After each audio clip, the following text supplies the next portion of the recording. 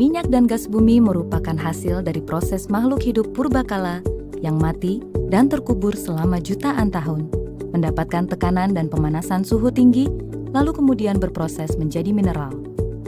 Untuk membawa minyak dan gas bumi sampai ke permukaan, dibutuhkan proses yang panjang dan mahal. Industri migas modern membagi proses ini menjadi dua tahap, yaitu tahap eksplorasi dan tahap produksi. Kegiatan eksplorasi dimaksudkan untuk menemukan cadangan migas, sedangkan kegiatan produksi bertujuan untuk mengangkatnya ke permukaan.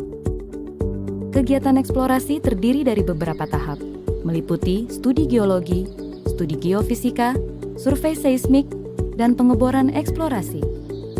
Studi geologi dilakukan untuk memahami struktur dan susunan batu di lapisan bawah permukaan.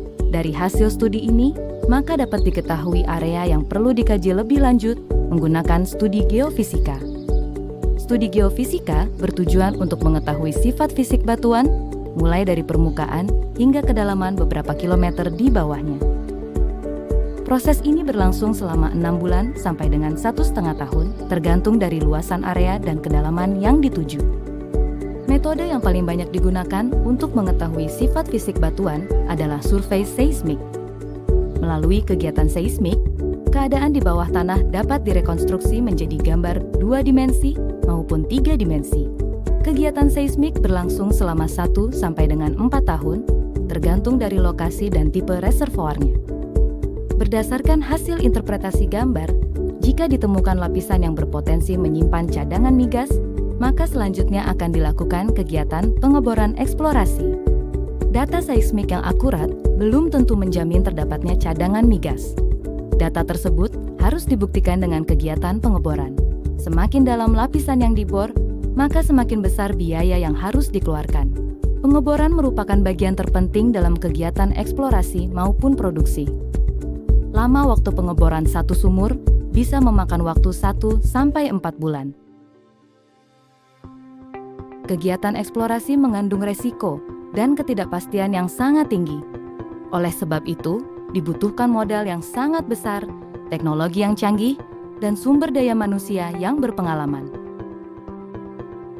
Resiko terburuk dari kegiatan pengeboran adalah dry hole, atau tidak ditemukannya cadangan migas. Akan tetapi, keduanya tidak dapat ditemukan tanpa melalui kegiatan eksplorasi. Jika kegiatan eksplorasi berhasil, kegiatan dapat dilanjutkan dengan tahap pengembangan atau produksi. Kegiatan ini mencakup pengeboran sumur, pengembangan, serta pembangunan fasilitas produksi. Kegiatan produksi mengangkat minyak dan gas bumi ke permukaan. Aliran migas akan masuk ke dalam sumur, lalu dinaikkan ke permukaan melalui tubing.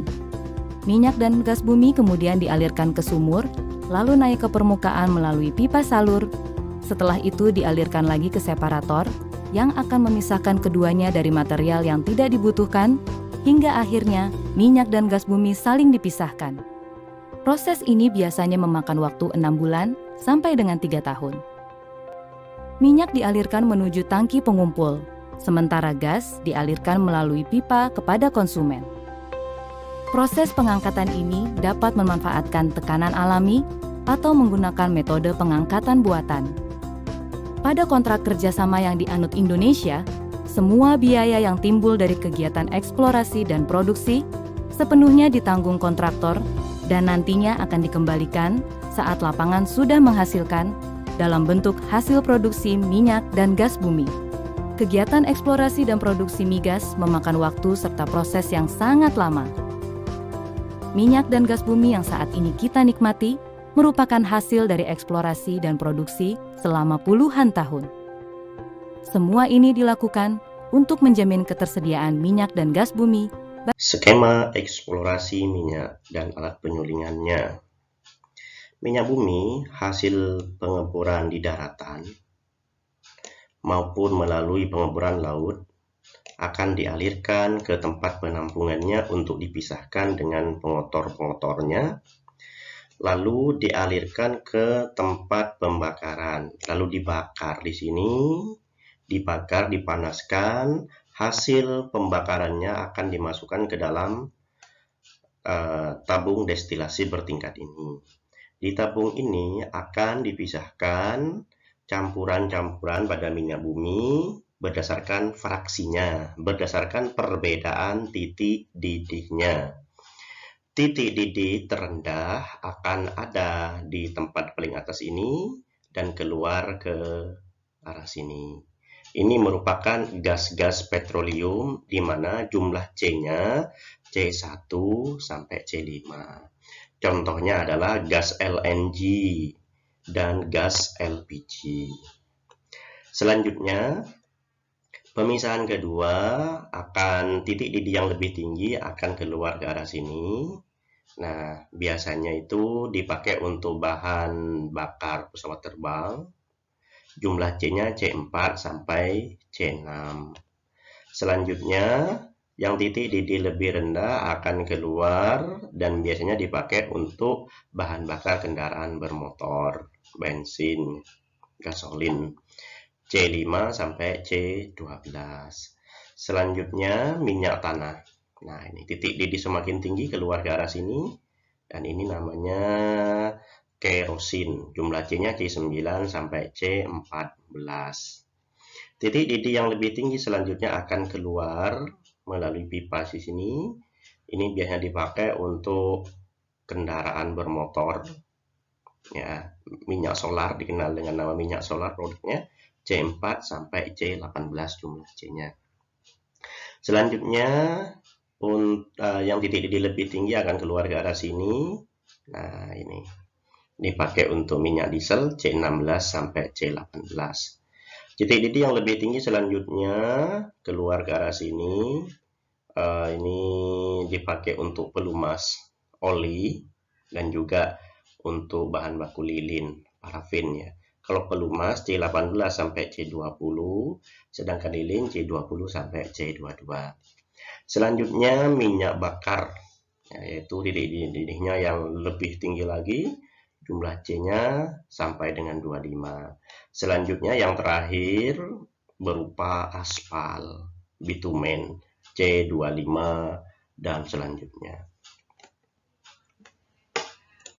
Berikut tabel fraksi hidrokarbon hasil penyulingan minyak bumi.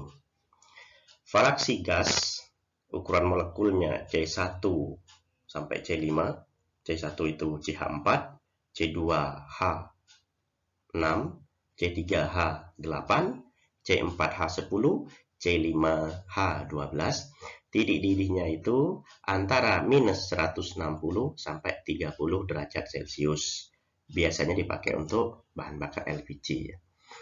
Ada petroleum ether C5 sampai C7, titik didihnya 30 sampai 90 derajat Celcius. Biasanya dipakai untuk pelarut, dry cleaning, dan lain sebagainya. Selanjutnya fraksi bensin gasolin C5 sampai C12. Titik didihnya 30 sampai 200 derajat Celcius. Biasanya dipakai untuk bahan bakar kendaraan bermotor.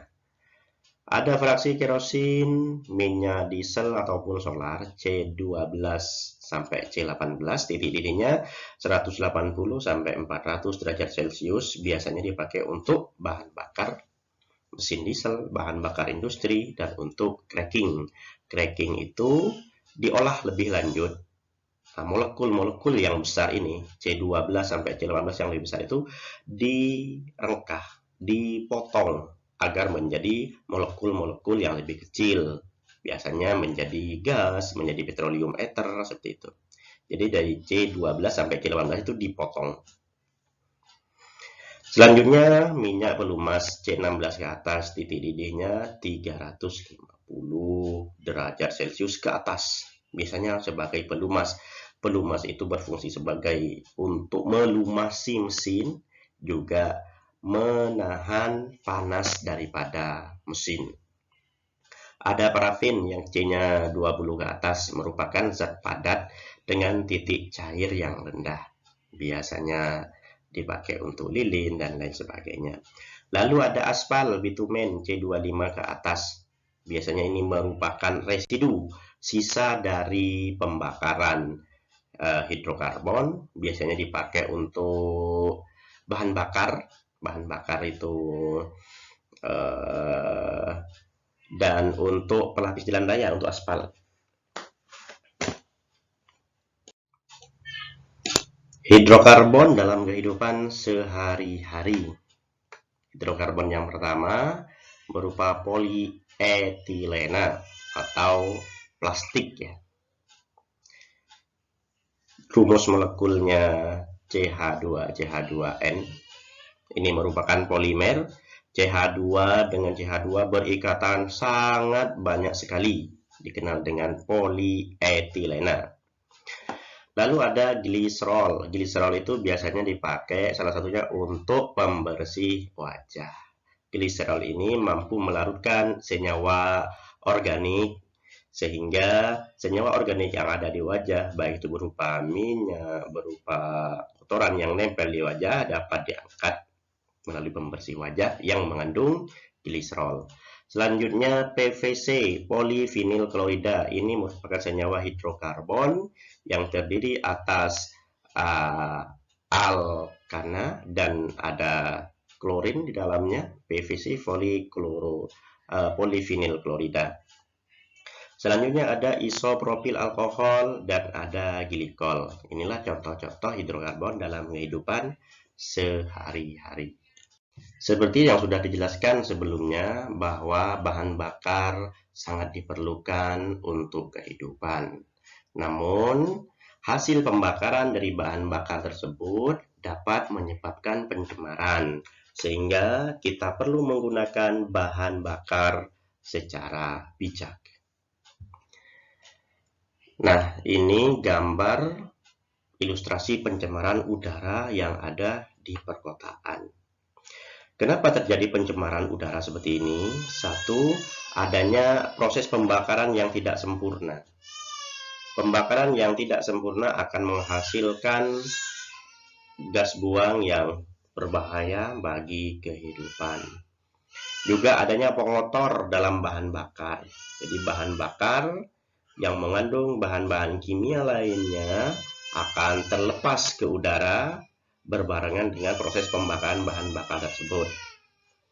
Lalu ada bahan adiktif dalam bahan bakar. Bahan adiktif ini biasanya ditambahkan ke dalam bahan bakar untuk menaikkan kualitasnya, untuk meningkatkan angka oktannya. Asap buang kendaraan bermotor. Misalkan adanya peningkatan kadar CO2 di udara mengakibatkan peningkatan suhu bumi. Ini bahan bakar yang dihasilkan dari kendaraan, baik itu mobil, motor, bus, truk, dan lain sebagainya, hasil pembakaran sempurnanya akan menghasilkan CO2. Di mana CO2 yang semakin banyak di permukaan bumi ini akan menaikkan suhu bumi secara global, yang dikenal dengan global warming.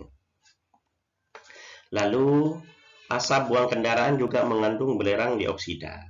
Jika ini terhisap oleh pernafasan akan membentuk asam sulfit yang akan menimbulkan rasa sakit. Ada juga senyawa NOx akan menimbulkan asbuk, asap kabut atau smog yang menyebabkan berkurangnya daya pandang, akan menyebabkan iritasi mata dan menyebabkan tanaman menjadi layu.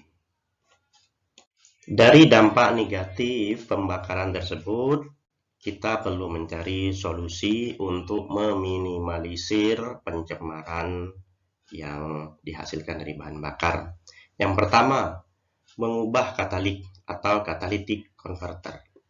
Salah satu cara mengurangi bahan pencemar yang berasal dari asap kendaraan bermotor adalah memasang pengubah katalik pada knalpot kendaraan. Nah, biasanya skemanya seperti ini. Ini pembakaran di mesin, lalu gasnya dialirkan ke pipa pembuangan. Lalu disinilah catalytic converter. Catalytic converter ini mengubah karbon monoksida bereaksi dengan nitrogen monoksida membentuk karbon dioksida dan gas nitrogen. Nah, kalau gas CO2 yang terbuang ke udara dampak negatifnya relatif, tidak begitu buruk jika dibanding dengan gas CO. Kalau gas CO ini merupakan zat racun bagi manusia. Jika tubuh kita banyak menghirup gas CO, maka tubuh kita itu akan lemas. Lama-kelamaan semakin banyak gas CO di dalam tubuh bisa menyebabkan keracunan dan kematiannya. Jika gas CO yang dihasilkan pembakaran tidak sempurna itu dimasukkan ke dalam catalytic converter yang di dalamnya mengandung gas NO, maka akan dihasilkan gas CO2. Gas CO2 menyebabkan efek rumah kaca, cuman efeknya tidak sebegitu jelek gas CO dan menghasilkan gas N2. N2 ini gas yang diperlukan oleh tanaman untuk kelangsungan hidupnya.